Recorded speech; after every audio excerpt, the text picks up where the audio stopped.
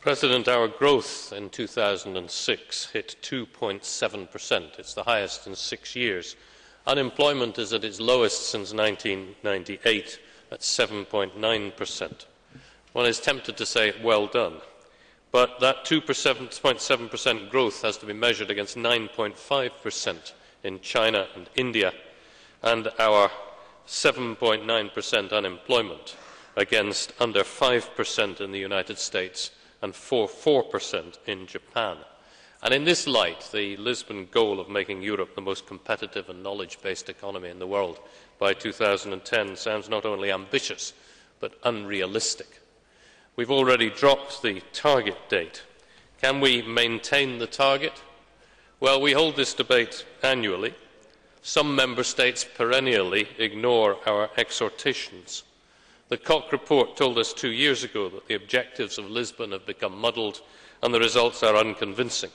It's because some member states have tried to muddle through instead of reforming their ways. Lisbon will only work if reform is made Europe-wide. Solidarity cannot mean those governments who've gone through the tough process of reform now having to bail out those who have not. In some countries, even the opposition doesn't see the need for reform. It makes promises to citizens which cannot be kept, and I'm tempted to say, on pourrait dire que l'on se fiche royalement de la réalité. A knowledge-based economy needs a willingness to learn. We in Europe can learn from each other. Economic growth and low unemployment, a dynamic business environment and high social standards are not mutually exclusive. Look at Denmark or Finland. The way to modernise social protection and benefit systems is to bring in more flexibility. Youth unemployment is far too high, but protecting our citizens doesn't mean we have to protect uncompetitive jobs.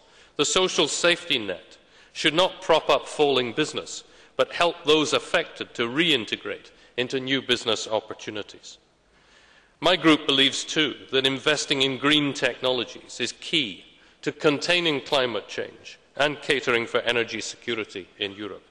Energy is literally the driving force of our economy, and as our energy ministers meet this week in Brussels, they must rise to the challenge and have the courage to open up the energy sector to greater competition and flexibility, not just separating infrastructure from supply.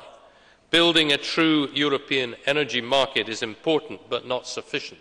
It's also cutting energy consumption, and I hope the Commission will be even more ambitious in future than they have been.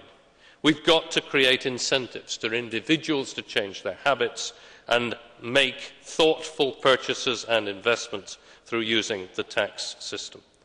In conclusion, President, we have to deliver in proper implementation of European legislation, letting our citizens know what needs to be done, and Member States have to live up to their promises of economic reform so that we can give the green light to Lisbon. Thank you.